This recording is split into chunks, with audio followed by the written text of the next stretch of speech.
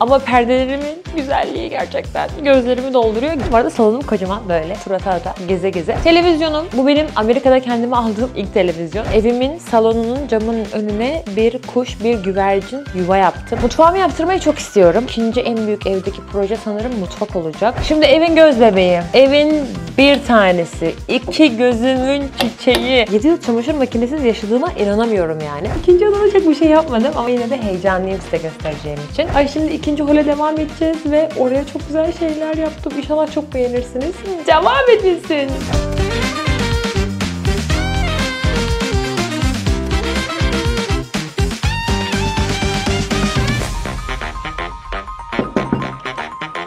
Herkese merhabalar. Özge'nin Amerika'sına hoş geldiniz. Evime, yuvama hoş geldiniz. Bugün ev turu yapacağız. Buyurun. Giriş çok zor olduğu için tabii önce sizi içeriye almam lazım. Daha sonra küçük bir konuşma yapmam lazım. Uzun zamandır benden ev turu istiyordunuz. Koştur koştur işten geldim. Bugün size ev turu çekiyorum. Dün bütün gün evi temizledim. Şimdi biliyorsunuz ki ben yaklaşık bir ay önce kendi evimi aldım Amerika'da. Ve şimdi de tırnağımla evimi kurmaya çalıştım. Çünkü diğer evimden taşınırken bütün eşyalarımı sattım. Şimdi size evimi göstereceğim, gezdireceğim. Umarım beğenirsiniz. Eğer herhangi bir yorumunuz veya fikriniz varsa aşağı yorum olarak bırakmayı unutmayın. Az önce sizi binanın ana giriş kapısından aldım. Şimdi içeri salonu gezeceğiz ilk önce. Çünkü benim en sevdiğim yer şu anda evde salon. Böyle baktığınızda çok renksiz görünüyor olabilir. Biraz böyle çok fazla bejin, krem renginin hakim olduğu bir salon. Ama merak etmeyin. Birkaç tablo siparişi, bir ayna, bir masa siparişi verdim. Onların gelmesi geciktiği için ben videoyu önden çekiyorum. Çünkü daha fazla çekmeseydim beni öldürecektiniz. O yüzden bir video daha gelecek. Bütün her şey gelip tamamlandığında. Ama ben özellikle evimin birazcık modern, birazcık böyle sade olmasını istedim. Şu anda salona tek renk veren şey halım. Ki çok seviyorum. Bir Türk halısı almayı evim olduğunda hep hayal etmiştim. Hayalim gerçek oldu. Halıyı çok beğenenler olmuştu bu arada daha önceki videolarda. Ben gerçekten halının hem modern hem de Türk motiflerini beraber birleştiren mükemmel bir halı olduğunu düşünüyorum. Eğer Chicago'da veya Amerika'daysanız Cozy Rugs web sitesini veya direkt dükkanına giderek halılara göz atabilirsiniz. Vedat abi inanılmaz tatlı biri. Çok güzel halıları var. Hatta adımı söylerseniz %20 indirim yapmanın da sözünü vermişti. Şimdi devam edelim. Salonda en çok beğendiğim ikinci ürün perdelerim. Onlar da Türk. Perdelerimi Türkiye'den getirttim. Hep hayalimdi. Benim bir sürü hayalim vardı bu arada. Hani evim olsun, şunu yapacağım, evim olsun, bunu yapacağım. Hep kirada oturduğum için eve bir şey yapmak, bir şey almak bana çok saçma bir masraf gibi geliyordu. Biraz da bu tabii bütçe ve maddi durumla ilgili bir şey. O yüzden daha eve alır almaz dedim ki ben bu eve çok güzel perde yaptırmak istiyorum. Amerika'daki perde fiyatlarına küçük çaplı bir şok geçirdikten sonra Türkiye'den getirtmenin çok mantıklı olacağına karar verdim. Çünkü Yolando diye bir marka var ve Türkiye'den dünyanın her yerine çok güzel, çok uygun fiyatlarla kargo yapıyorlar. Yine aşağıya link bırakacağım göz atmak isterseniz. Ama perdelerimin güzelliği gerçekten gözlerimi dolduruyor. Gerçekten evin perdesiz hali bütün bu eşyaların olmasına rağmen bu kadar güzel durmuyordu. Perdeler inanılmaz bir modernlik kattı. Daha önce vlogumda paylaşmıştım. Bu perdenin böyle katlanma, oraya bir bez takılma, içine işte artık öyle yapmıyorlar falan diye yorum gelmişti. Bilmiyorum, bana çok şık, çok modern geliyor. O yüzden şu anda perdelerimi böyle kullanıyorum. Perdemin kendisi keten. Ben böyle her şeyi anlatacağım size, böyle bol bol sohbet ede ede gezeceğiz. Koltuğumu da yine çok beğenerek aldım. Yine açık renk olmasını, çok rahat olmasını, özellikle bu oturma yerinin çok geniş olmasını istiyordum. Çünkü ben genelde şöyle oturuyorum arkadaşlar. Benim genelde koltukta oturma pozisyonum bu. O yüzden böyle bir koltuk tercih ettim. Çok memnunum. Hatta yine daha önceki vloglarda koltuğun uzun tarafı bu tarafa bakıyordu. Çok laf etmiştiniz. Ben de koltuğun uzun tarafını cam tarafına aldım. Aslında cam kapanır diye çok korktum ama bence bu şekli mükemmel oldu. Şimdi videonun geçen haftalardaki videoların en çok yorum alan ürünü orta sehpam. Orta sehpayı kimse beğenmemiş. Açıkçası doğruyu söylemem gerekirse evde herhangi bir masa olmadığı için için şu an beni kurtarsın diye bu masayı çok hızlı karar vererek aldım. Aslında aldıktan sonra çok da memnun kaldım. Çünkü bu üst şu şekilde çıkıyor, yükseliyor ve ben orada oturup çalışabiliyorum, yemek yiyebiliyorum koltukta oturarak. En azından yemek masam gelene kadar beni bayağı kurtaracak. Bir de gerçek ağaç ve 250 dolara aldım. Hani evet çok hoş olmadığı fikrine özellikle sizin yorumlarınızdan sonra galiba ben de katıldım. Büyük bir ihtimalle orta sehpayı değiştireceğim. Yemek masası ve diğer siparişlerim geldiğinde diğer videoyu çekerken umarım orta sehpayı da değiştirmiş olurum. Şu tam bu boş kalan duvara aslında ben şeyi çok beğeniyordum. Türkiye'de var bu. Ben hiç Amerika'da görmedim ama duvarın üstüne böyle çıta yapıyorlar. Çok şık duruyor. Açıkçası çok yorucu geçti benim için ev alma süreci, eve taşınma süreci, baştan bir ev kurma süreci. O yüzden şu anlık öyle bir çalışmaya girmek istemedim. Burayı kapatacak büyük 3 tane böyle çok tatlı, çok hoşuma giden sulu boya tablo aldım. İnşallah geldiğinde göstereceğim. Şimdi salonumun diğer tarafına geçelim. Bu arada salonum kocaman böyle tur ata geze geze. Geçenlerde diğer ev turu videoma denk geldim. Buraya taşınmadan önce yaşadığım kiralık evin videosuna ve inanamadım kendime. Arkadaşlar o videoyu izleyenleriniz varsa zaten şu anda bu videoyu gördüğünde tarzımın ne kadar değiştiğini, benim ne kadar büyüdüğümü ve artık hayata ne kadar farklı baktığımı evden görebilirsiniz. Evi böyle gezerken videoda kusasım geldi. Her yerden bir renk çıkıyor, her yerden bir eşya çıkıyor. Bu ev tam tersi. Eğer benim hayattaki böyle değişimlerime tanık olmak istiyorsanız mutlaka o videoda göz atın. Buraya ilerlediğimiz zaman mutfağa giriyoruz. Mutfağa girmeden önce sağda da Amerikalıların pantry dediği mutfak eşyalarını storage edebildiğiniz bir alan var. Burayı böyle salonu şöyle bölüp bu tarafı sanki ofis gibi yapmak istedim. Bu koltuğu da o yüzden atmadım. Bu aslında benim eski koltuğum. Birazdan yeni koltuğumu göreceksiniz. Ve evimin en sevdiğim, en estetik köşelerinden birindeyiz şu anda. Bu arada bunların hepsi aynı alanın içinde arkadaşlar. Mutfağımın da bir kapısı yok. Kafanızda rahat canlansın diye anlatıyorum. Lambalarım, ışıklarım, tablolarım zaten aynı. Biliyorsunuz ikizler burcuyum. Renkli, değişik, abur cubur şeyleri çok seviyorum. O yüzden bu lambalarıma bayılıyorum. Şimdi şömine kısmındayız. Ben taşındığımda evin bu kısmı böyle yerdeki tahtanın rengine yakın, cırtlak böyle bir kahverengi rengiydi ve benim hiç hoşuma gitmiyordu. Açıkçası ben burayı mermer bir parçayla değiştirmek istedim ama böyle sürekli büyük atıp civciv gibi onları dıdıklamaktan sıkıldığım için en basit çözümü nedir bunun dedim. Boyayalım siyah dedi arkadaşlarım. Bunu siyaha boyadık ve bence mükemmel oldu. Şu an şömine kısmı tamamen böyle bir parça gibi duruyor. Televizyonum. Bu benim Amerika'da kendime aldığım ilk televizyon. Diğer televizyonum arkadaşlarımla ortak yaşadığımız evden gelmişti. Alan büyük olduğu için büyük bir televizyon almak istedim. Çünkü ben Türk dizilerini izlemeyi çok seviyorum. Bu arada ben hiç böyle değildim. Özellikle Türkiye'de yaşarken sadece yabancı dizi izlerdim. Hatta biri Türk dizisinden bahsedince abi nasıl izliyorsunuz ya 3-4 saat falan oluyordum. Şu an bayağı beklediğim Türk dizileri var. O yüzden özellikle cumartesi akşamları böyle koltuğumda oturup buradan Türk dizimi açıp yanıma çayımı alıp keyif yapmayı çok seviyorum. Bu 75 inç. Gayet iş görüyor. Zaten çok da anladığım değil. Araştırıp etrafıma sorup verilen tavsiyeler doğrultusunda aldığım bir üründü. Burada aslında orta sehpanın üzerine durması gereken süsler var. Bu yine Türkiye'den gelen bir ürün. Bu bizim bildiğiniz kilden yapılmış. Türkiye'den geldiği için çok hoşuma gitti. İçine şöyle kuru çiçek aldım. Orta sehpam şu anda üstünü kaldırarak çok fazla kullanıyorum. Dediğim gibi bir çalışma alanım yok. O yüzden şu anda bu süsler de burada duruyor. Burada yine bardak atlığım var. Bunlar da mermer. Çok hoşuma giderek aldım. Şöyle 4 parça, 4 tane mermer bardak atlığım orada var. Onlar hediye geldi. Bir de şöyle artık kendimi şöyle sürükleyeyim. Ay o köşede bir şeyi ağacımı unuttum. En sevdiğim şeyimi. Şöyle bir mermer bir parça var. Bu böyle siyahın üstünde çok belli olmuyor ama aslında daha açık renkli bir şeyin üstünde çok güzel duracağını düşünüyorum. Bunu da böyle koyacağım. Allah. Şimdi bu tarafa geçmeden önce size evimin en tatlı, en şık, en şirin parçalarından biri olan Benjamin'le tanıştırmak istiyorum. Evet, onun adı Benjamin. Ben bu köşeye hep böyle büyük bir ağaç hayal etmiştim. Bunu aldım. Bunların hepsini aldığım Marigold market mağazası var Chicago'da. Kadın bütün ürünlerini Türkiye'den getiriyor. Bu da Türkiye'den çok inanılmaz büyük, ağır bir şey. Bu saksıyı görüp aşık oldum ve daha ağacı almadan saksıyı aldım. Sonra bir bitki dükkanına gittim. Böyle monstera falan almak istiyordum aslında ama ben bunu görünce çok hoşuma gitti. Yeşilliği, yaprakları, işte Kaliforniya taraflarına böyle sıcak iklimlerden geliyor olması. Bir de bu ağaç tam adı Ficus Benjamin galiba, eğer tam sallamıyorsam. NASA tarafından 1 numaralı oksijen basan, hava temizleyen ağaç olarak seçilmiş.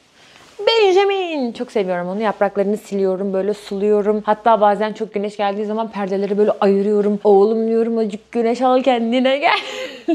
Bu evimin en değerli parçalarından biri şu anda. Şöminenin öbür köşesine geçmeden önce bir şey söylemek istiyorum. Şu an rahatsız etmeyeceğim galiba ama bu arada çok tatlı bir şey oldu. Evimin salonunun camının önüne bir kuş, bir güvercin yuva yaptı. Ben böyle baktım geçen gün. Ağzıyla bir şeyler getiriyor, yuva yapmaya çalışıyor falan. 2 gün sonra bir baktım geldi, orada yumurtası var. Şu anda evimin balkonunun önünde bir güvercin aile kuruyor. Çok tatlı, çok güzel bir şey. Fotoğrafları var. Videoya koyacağım. Ama şu an perdeyi açıp onu hiç rahatsız etmek istemiyorum. Çünkü çok böyle ürkek. Hani o yumurtanın üstünde de kalması gerekiyor. Beni de gördüm böyle dik dik bakıyor, hani ne yapacaksın diye. Daha güven şeyimiz oluşmadı. Bu köşede bu arada gerçekten aslında evin tam son hali değil. Ben dediğim gibi daha fazla bekletmek istemediğim için bu videoyu çekiyorum ama kılıç çiçeğim var burada. Burada Z plant. Bilmiyorum yine Türkçesini. Bunların böyle durabileceği bir şey almak istiyorum. Böyle çok tatlı plant holder'lar var. Bu köşeye daha böyle küçük bitkilerimin olduğu bir alan yapmak istiyorum ama henüz çok beğendiğim bir bitki tutacağı bulamadım. O yüzden şu anda bunlar yerde duruyor. IKEA'dan da bu ışığı aldım geçen gün. Çok hoşuma gitti. Sanıyorum $30'dı fiyatı. Bence çok komik. Hemen şöyle açayım.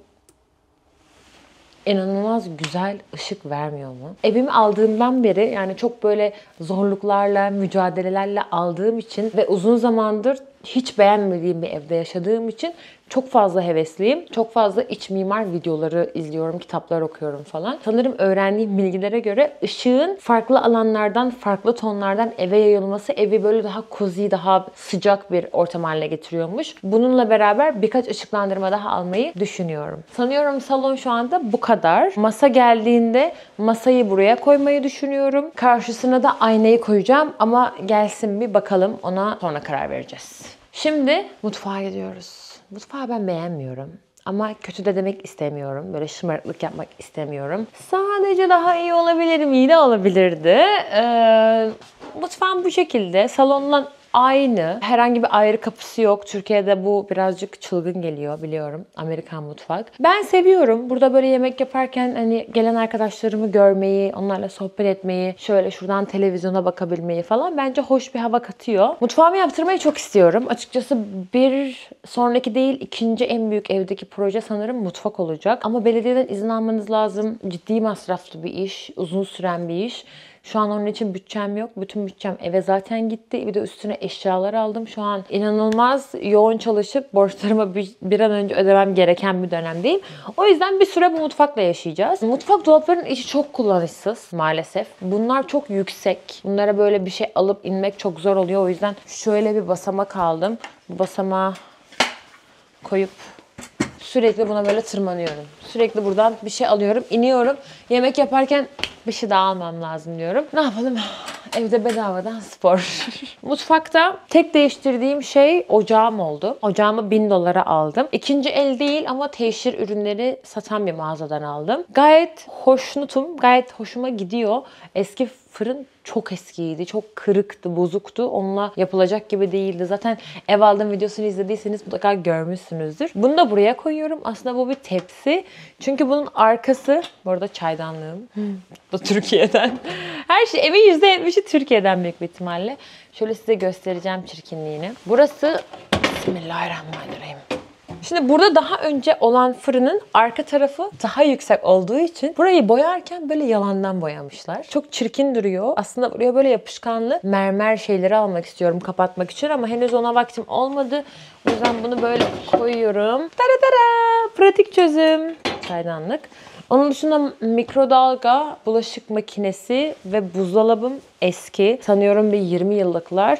Artık onlar hani bozulunca değiştireceğim. Çok acele etmek istemiyorum. Ha bir de bunu değiştirdim. Bunu da söylemeyi unuttum. Bu da sanıyorum $60-70 bir üründü. Bulaşık yıkamayı çok sevdiğim için böyle işimi kolaylaştıracak bir şey olsun dedim. Mutfakta en sevdiğim, en tatlı bulduğum şey şu cam. Hani buradan böyle bir ışık geliyor olması benim çok hoşuma gidiyor. Özellikle size videolar çekerken böyle vlogda da yemekler falan yaparken şu boşluğa böyle kamerayı koyuyorum. Siz beni birazcık daha yukarıdan görüyorsunuz. Tatlı oluyor. Onun dışında mutfakta çok fazla sevdiğim bir şey yok. Bu arada hazır bu videoyu çekerken teşekkür etmek istediğim biri var. Kendisi de doğum yaptı. Allah analı babalı büyüsün çocuğunu. Hep bir kahve makinesi hayali kurardım. Kahve içmeyi çok seviyorum biliyorsunuz. Canım arkadaşım Melike bana Nespresso aldı. Onu da böyle bu köşeye koydum. Kettle'ım hemen çalışıyor. Dokunduğun anda çalışmaya başlıyor. Kettle'ım, kahve makinem, süt köpürtücüm ve ceyranlı blenderım. Bu köşede duruyorlar. Mutfak bu şekilde. Gayet yetiyor şu an. Gayet hoş. Şöyle çok tatlı bir çöp kutum var. Amerika'da niye bilmiyorum. Çok fazla çöp çıkıyor. İnanamayacaksınız bu duruma belki ama böyle kilolarca çöp atıyorum her gün. Sanıyorum kapitalizm. Şimdi evin göz bebeği. Evin bir tanesi. İki gözümün çiçeği. Biliyorsunuz ben yıllardır, 7 yıldır inanamıyorum ya. 7 yıl çamaşır makinesiz yaşadığıma inanamıyorum yani. Eski evimde çamaşır makinesi yoktu. Çamaşır yıkamak bir eziyetti. Ben biraz böyle titizliğe, temizliğe hani dikkat etmeye çalışan bir kızım. Çok titizim diyemem. Ama böyle rahat rahat çamaşır yıkayabilmek, perdelerini söküp atmak, çamaşır birikmeden yıkanması falan bana lüks gelen şeylerdi. Eve taşınır taşınmaz size yemin ediyorum eve aldım. Eve taşınmadan makineye aldım. Dediler ki ne zaman getirelim dedim. Durun daha eve geçmedim. Getiremezsiniz. Birazcık daha sizde kalsın. O kadar çok seviyorum ki bu son model LG Wash Tower olarak geçiyor. Normalde 2200-2400 dolar bir fiyatı var ve açıkçası o mağazayı bulmasaydım bu makineyi büyük ihtimalle alamayacaktım. Daha eski bir model alacaktım. Chicago'da beyaz eşyaların teşhirini satan bir dükkan var. Normal gidip mağazada gördüğünüz ürünleri satıyorlar. Orada buldum. Tek kalmıştı ve 1400 dolara. Tabii ben biraz pazarlık da yaptım. 1400 dolara makineyi aldım. Çok güzel arkadaşlar. Böyle başlıyor. Telefona uygulaması var. İndirebiliyorsunuz. Böyle işte ay bu tişörtün üstüne meyve suyu döküldü falan diye seçiyorsunuz. Ona göre yıkıyor. Ve yıkaması bittiğinde böyle diye müzik söylüyor. Bunun uzunluğunu düşünün. Çok tatlı ya. Bunu çok seviyorum. Bro ile ya. Görmemişin çamaşır makinesi olmuş, tutmuş. Burayla ilgili planım burayı kapatmak. Yani burada normalde bir sürgülü kapı varmış ama benim makinem biraz buranın üstüne geldiği için bu kapı girişinin buraya bir kapı takılamıyor. Bence makinenin böyle görünmesi çirkin. Duymasın o, kalbi kırılır. Direkt çamaşır makinesinin görünmesi benim hiç hoşuma gitmiyor. Arkadaşlarım diyor ki makinen çok güzel görünsün, niye uğraşıyorsun? Hiç beğenmiyorum. Buraya böyle çok tatlı bir blindlar var yani fırtikli perde böyle fıt fıt fıt inen. Ondan takıp şöyle indirmek istiyorum ama onun da kolay temizlenebiliyor olması lazım. Renk uyumu olması lazım falan da filan da. Yani şu anlık böyle duruyor. Onu da halledeceğiz inşallah. Şimdi öbür odalara doğru gidiyoruz. Yerde yolluklarım var. Bunları Costco'dan aldım. Bir tanesi 30 dolardı. Evde büyük bir hol alanı var. Ve ben direkt böyle parkenin üzerinde yürümeyi çok sevmiyorum. O yüzden buraya böyle yolluk aldım. Altına da bantlarla yapıştırdım. Şimdi İkinci odayı göreceğiz. İkinci odada çok bir şey yapmadım ama yine de heyecanlıyım size göstereceğim için. Bu odayı daha çok çalışma odam gibi kullanıyorum. Şu anda burada bilgisayarımı kurdum. Burada da böyle evraklarımın, bilgisayarımın falan durduğu küçük masam var. Süpürge burada. Yarın tapuya gidiyorum. Müşterime hediyeler aldım. Onun hediyeleri de burada böyle sepette duruyor. Onları videodan sonra paketleyeceğim inşallah. Şu anda böyle. Bu oda birazcık boş. Bu odaya yapılması gereken şeyler var. Bir de bu odanın camı, aslında evin birçok camı kırık. Şu şekilde direkt hava alıyor maalesef.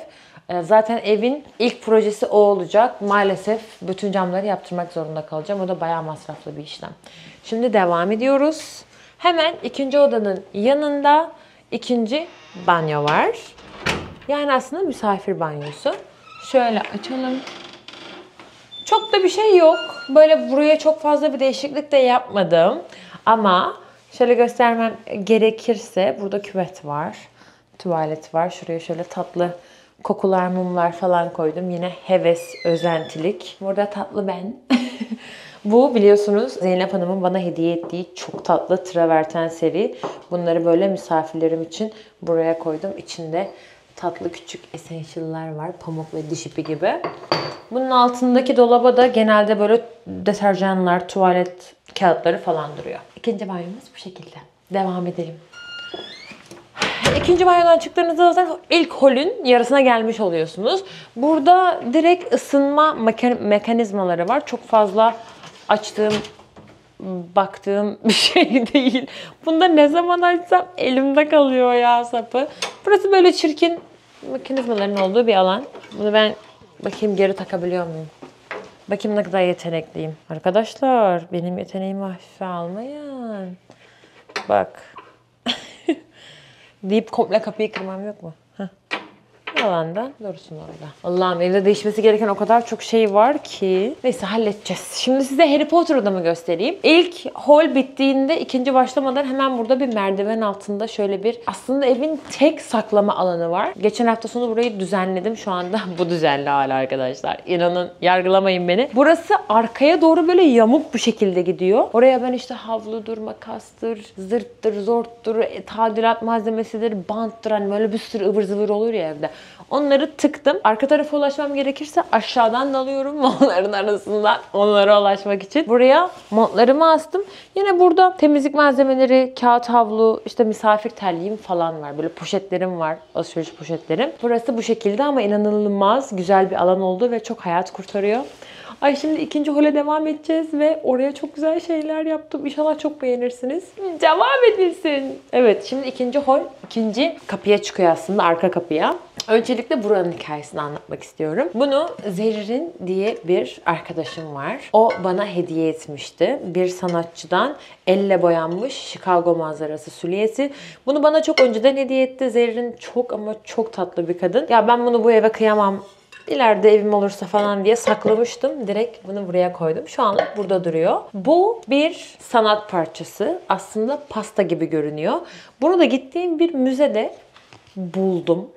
Hatta ben şöyle dedim. Aa dedim burada bir şey unutmuşlar. Bu bir sanat parçası falan diye elime aldım. Bir çevirdim arkasını. İşte bunu birinin bulması için bıraktık. Eğer bunu bulduysan bu senindir falan diye. Çok da tatlı. Benim de Rumi'nin çok sevdiğim bir sözü yazıyor. Not all who wander are lost.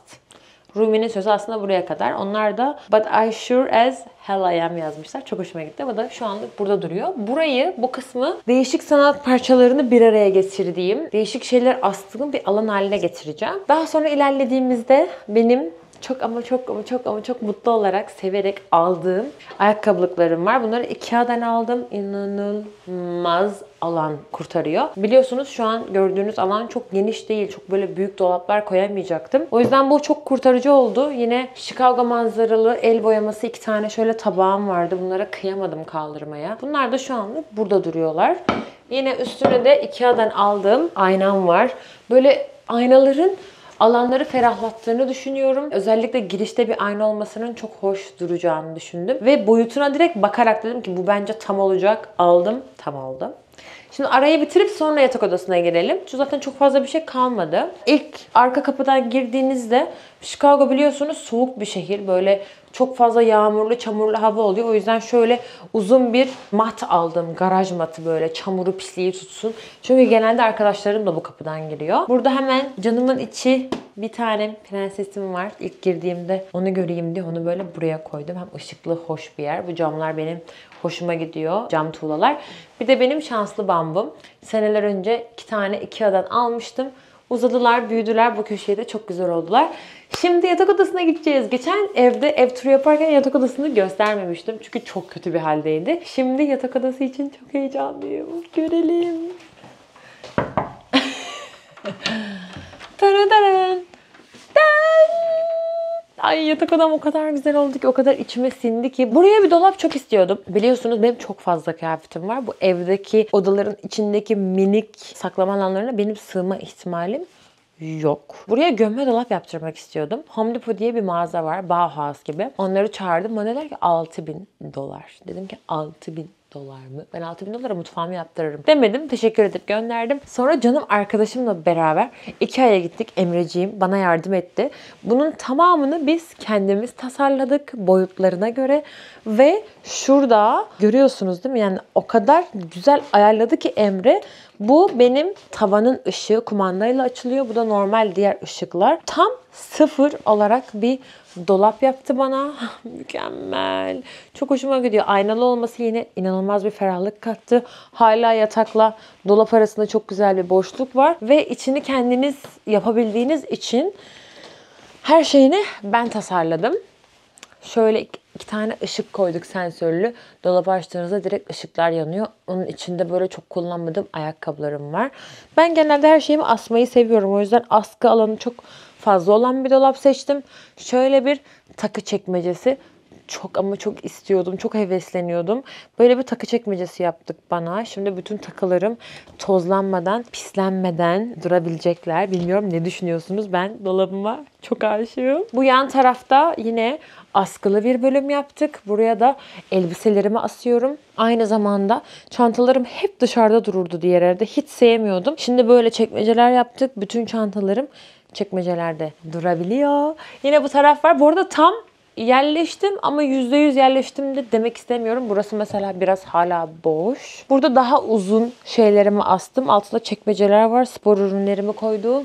Yine üstte de böyle çok fazla giymediğim süveterlerimi koydum. Yatak odasında çok fazla saklama alanı var. Mesela bu çekmeceleri aldım yine Ikea'dan. Bunun üstüne de böyle bir şey yapmak istiyorum. Açıkçası çok fazla eşya almak istemiyorum. Çünkü çok fazla eşya demek, çok fazla temizlik demek, çok fazla tadilat, tamirat, bakım demek.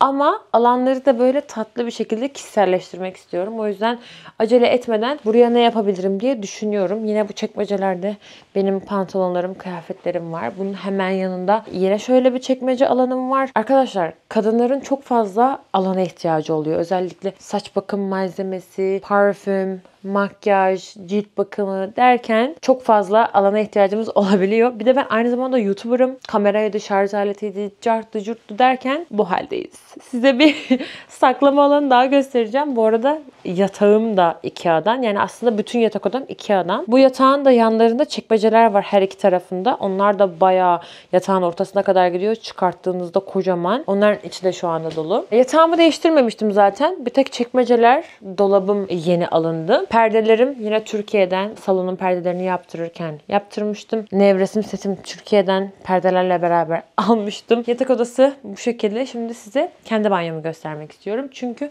evin ikinci banyosu yatak odasının içinde ki bence bu çok tatlı bir şey. Hani banyonuzu herhangi başka biriyle paylaşmıyor olmak. Şöyle göstereceğim. Direkt yatak odasından girip sabahları diş fırçalama, makyaj yapma, cilt bakımı yapma seansları yapabiliyorum. Aslında param olsa veya belki ileride olursa burayı da değiştirmeyi çok istiyorum. Çünkü çok böyle inanılmaz kaliteli malzemeden yapılmamış her şey. Hatta bunlar böyle atmaya bile başlamış. Şunlar hiç çekmece bile değil ve bunların içi çok kullanışsız.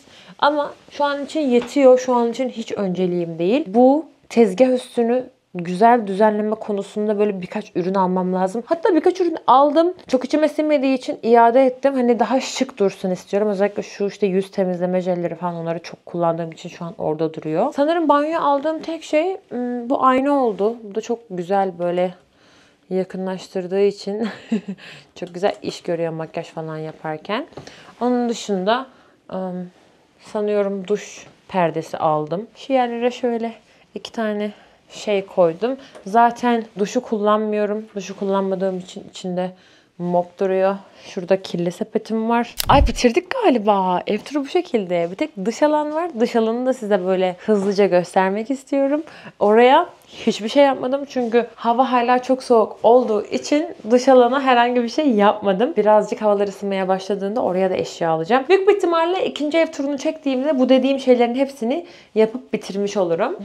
Dışarı çıkmadan önce şöyle cam bir kapı var ki benim çok hoşuma gidiyor cam olması. Gündüz böyle açıyorum ve inanılmaz bir ışık geliyor. Ama akşamları birazcık da kendimi daha çok güvende hissetmek için şöyle bir perde aldım. En azından içerisi görünmüyor. Bir tık daha güvende olurum diye düşünüyorum. Ne oluyor? Komşular. Oy hava buz gibi. Dış alan bu şekilde. Şu sehpayı yolda bulmuştum. Aldım böyle yazın burada takılırken lazım olur diye. Onun dışında etrafta hiçbir eşya yok. Sanıyorum ev turumuz bu kadar. Her şeyi gezdirdiğime inanamıyorum. Sanki çok hızlı geçti video bilmiyorum. Umarım çok beğenmişsinizdir. Ben size göstermek için sabırsızlanıyordum. Hepinizin güzel yorumları, güzel dilekleri için çok teşekkür ederim. İnşallah Allah isteyen herkese nasip eder. Çok güzel bir duygu, çok zor ama aynı zamanda çok da keyifli. Buraya kadar izlediyseniz, beni seviyorsanız, benim sizi sevdiğim kadar lütfen kanala abone olmayı unutmayın. Bir sonraki videolarda görüşmek üzere.